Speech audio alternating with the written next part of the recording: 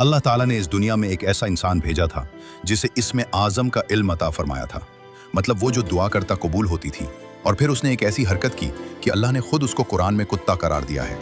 ये उस वक्त की बात है जब हज़रत मूसा अलैहिस्सलाम के ज़माने में बनी इसराइल में एक बहुत बड़ा आलिम और आबिद था जिसका नाम बलअम बाउरा था। वो दिन रात इबादत करता और लोगों को दीन सिखाता था।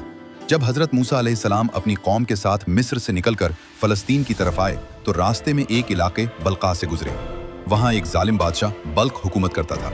बादशाह ने जब सुना कि मूसा की कौम बहुत ताकतवर है, समंदर उनके लिए फट गया था, तो बादशाह खौफजदा हो गया और बलम के पास आया। उसने ढेरों सोना, चांदी, जायदादें और तोहफे बलम के सामने रखे और कहा, मूसा की कौम के खिलाफ बद्दुआ करो, ये तमाम दौलत तुम्हारी हो जाएगी। बलम ने रात को अल्लाह से दुआ की।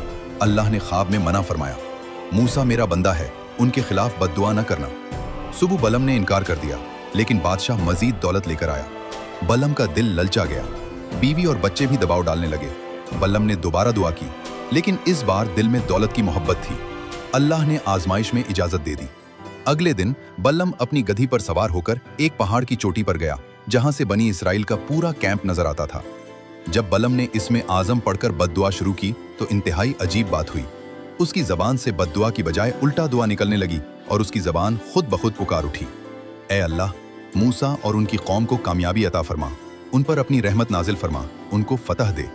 उसने दोबारा कोशिश की, फिर तीसरी बार, मगर हर बार उसकी जबान से मूसा अलैहिस्सलाम के हक में दुआएं निकलती रहीं। अल्लाह ने उसकी जबान को पलट दिया था।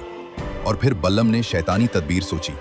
उसने बादशाह से कहा, खूबसूरत औरतों को बनी इसराइल के पास भेजो, जब वो गुनाहों में मुब्तला होंगे तो उन पर अल्लाह का अजाब आएगा। और यह मंसूबा कामयाब हुआ। कुछ लोग फितने में फंस गए, ताउन की बीमारी फैल गई और 24,000 लोग हलाक हो गए। अल्लाह ताला ने कुरान पाक में सूरतुल आराफ में बलम को कुत्ते की खासियत वाला कहकर जिक्र फरमाया है, जिसका मतलब यह है कि कुत्ता हर हालत में अपनी जबान लटकाए रखता है। भूखा हो या पेट भरा हो, गर्मी हो या सर्दी, हर वक्त उसकी जबान बाहर निकली रहती है। बाज़ उलमा कहते हैं कि बलम की जबान हकीकत में लटक गई थी। अल्लाह ने उसे इतनी शदीद रुसवाई दी कि उसकी जबान मुंह से बाहर निकल आई और वो कुत्ते की तरह बदसूरत नजर आने लगा। लोग उससे नफरत करने लगे थे।